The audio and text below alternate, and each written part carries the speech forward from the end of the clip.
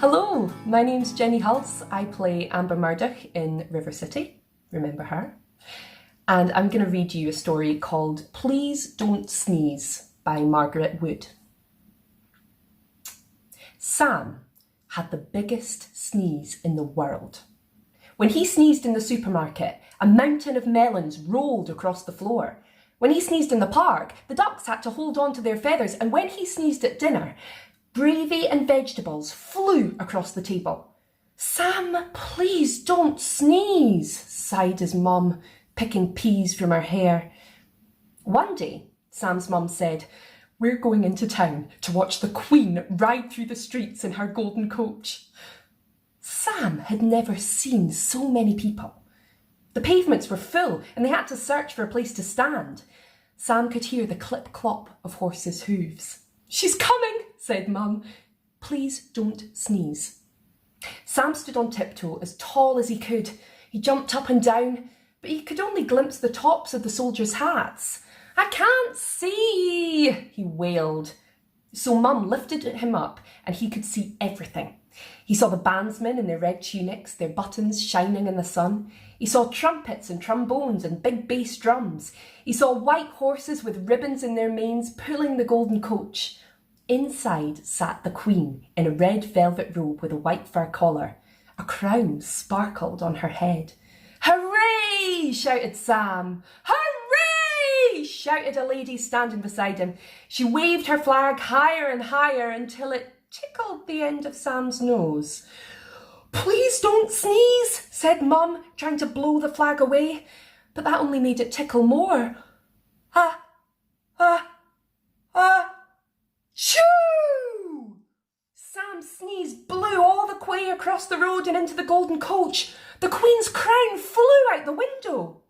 "Ah!" went the crowd as the crown twisted and turned and twirled and spun until the man with the big bass drums stuck out his drumstick and caught it. "Hooray!" said the crowd. "Thank goodness," said Sam's mum, "but you'll have to say sorry to the Queen." They went straight to the palace. The soldier at the gate took one look at Sam and said, "Follow me, please, and please don't sneeze." They hurried along behind him until they came to a room full of people. Everyone was staring upwards, including the Queen, who was sitting on her throne piled with cushions. High above them was a twinkling chandelier, and swinging from it by the tips of its claws was a ginger cat. "It's Reggie," said the Queen, "the gardener's cat. One of my naughty dogs chased it. We'll have to get him down before the party tonight, or he might drop into the jelly. We've sent for a ladder, but we don't have one long enough." Then Sam had an idea. He whispered it to his mum, who spoke to the soldier, who told it to the Queen. "Splendid," said the Queen. "Sam, please do sneeze." "At last," thought Sam. "Ha," he went. "Ha, ha." Then, "Ha, ha, ha." But no sneeze came. "Fetch some pepper," said the Queen. A footman brought a big pot of pepper and shook it around. Everybody was sneezing, except Sam. "Fetch a feather, duster," said the Queen. A maid ran in and waved a feather duster at Sam. "It tickles," said Sam, "but it doesn't make me sneeze."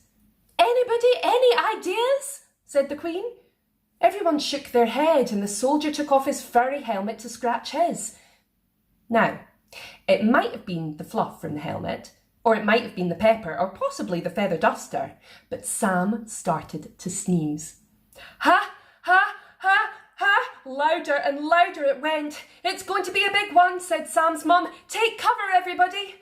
The Queen ducked down behind her throne. The footman hid under the carpet. The maid put a cushion over her head. Everyone else crawled under the table, except for the soldier who had to guard the Queen, and Sam's mum, who'd seen it all before. "Please sneeze, Sam," she said. The sneeze grew and grew. People started peeking out, thinking they were safe. Then all of a sudden, it happened. "Ah, ah, ah, shoo!"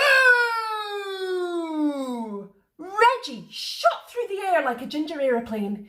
"Meow!" he went as he dived across the floor, and the soldier caught him safely in his helmet. "Splendid," said the Queen. "Now you must all stay for the party." And they did. As Sam's mum said, an invitation from the Queen is not to be sneezed at.